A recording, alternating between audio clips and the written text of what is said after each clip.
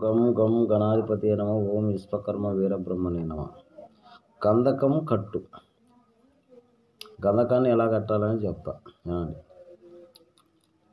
ఒక జాడి తీసుకోండి. ఆ జాడిలో అమరశిలా గంధకము 200 గ్రాములు మెత్తగా నూరి పౌడర్ చేసుకోండి. ఆ జాడీలోని వేసి సల్ఫర్ యాసిడ్ 200 గ్రాములు అందులో వేయండి. గ్యాస్ సిమ్ములో పెట్టి వంట చేయాలి.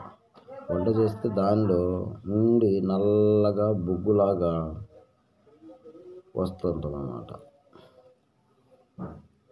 మరలా దాన్ని సల్ఫర్ వేసి బాగా మళ్ళా వండితే అట్లా తిప్పుతూ ఉండాలి.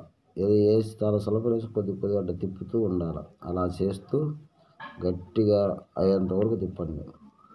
దాన్ని తీసుకొని నిమ్మకాయ రసం బాగా నూరి కడిగి మరలా దాన్ని తీసుకొని జాడీలో వేసి పటికి క్యాస్టిక్ జైనీరుతో దాన్ని నూరుకొని పొయ్యి మీద పెట్టి వంట వండితే గంధకం కట్టి వస్తుంది.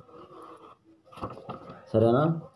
కట్టి వస్తుంది. ఆ మొత్తము పొడిలాగా మారి ఉంటుంది. దాన్ని తీసుకొని మెత్తగా నూరుకొని ఒక గాజు సీసాలో భద్రపరుచుకోండి.